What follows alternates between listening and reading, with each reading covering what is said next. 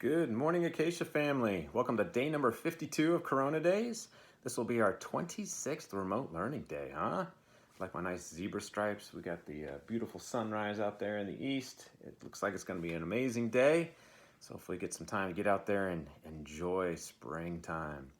Hey, happy belated Cinco de Mayo.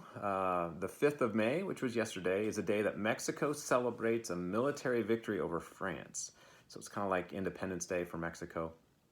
And usually people in the U.S. celebrate by eating a taco. Taco Tuesday was yesterday as well. So that's what we did at the Hoshaws.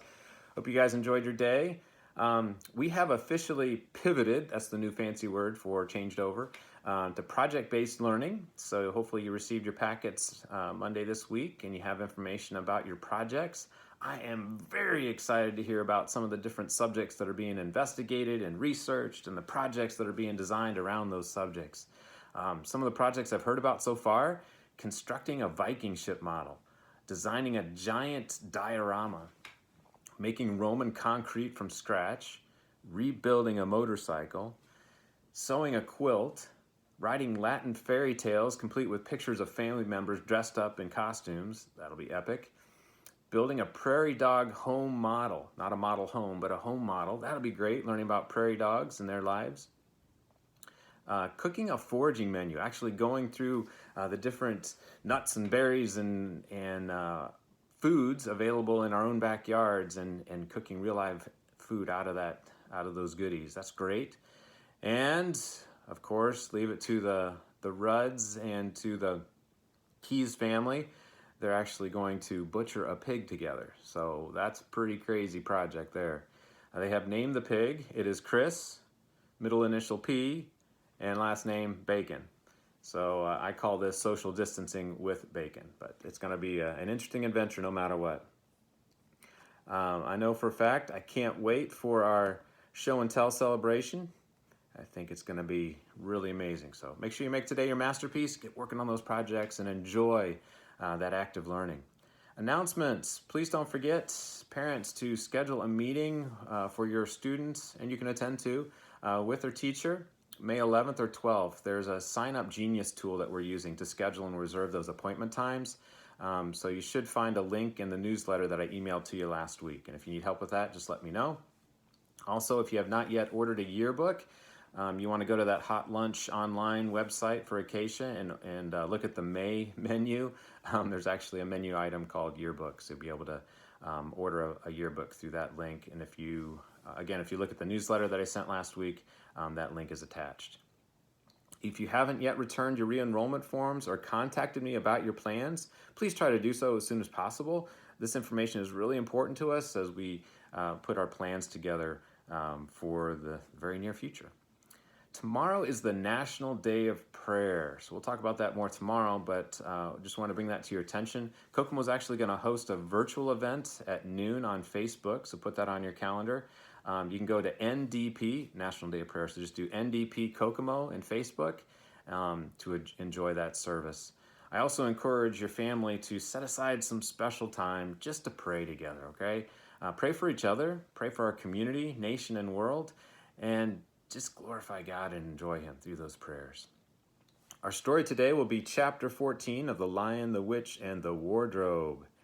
And that brings us to the verse of the day. Short story from Luke chapter 8.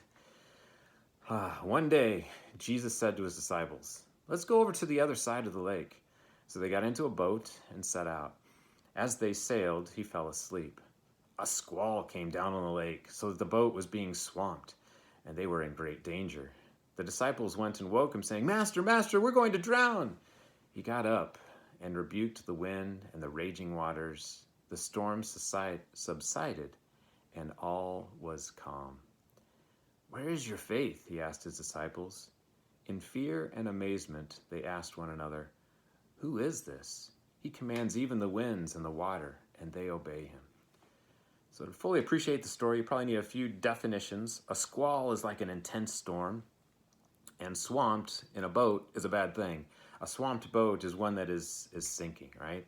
So a swamped boat in a squall would be very dangerous. The disciples were worried about being drowned in the middle of the lake. So what did the disciples do? they went to Jesus. They went to Jesus, and Jesus responds. And he brings peace. He brings security. After the raging waters and the storm subsided, all was calm. I don't think he just meant the weather. I think that also touched the hearts of the disciples.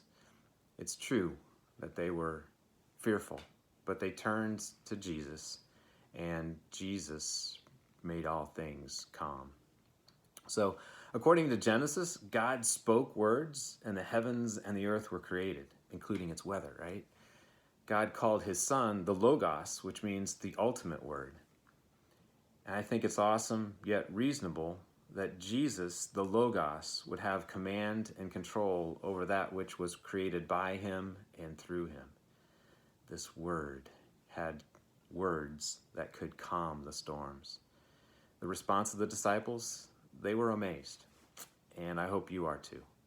This Jesus guy is our superhero of the faith. So learn more about him and show him you love him today, okay? Jokes of the day. Why did the Scarecrow win an award? Why did the Scarecrow win an award? Because he was outstanding in his field. These are from dadjokes.com, so you know they are guaranteed good. Last one. Why couldn't the bicycle stand up by itself? Why couldn't the bicycle stand up by itself? Because it was too tired. I hope you are not too tired to get some amazing project work done today. Have fun, learn a lot. You're loved and appreciated. In God we trust. See you later.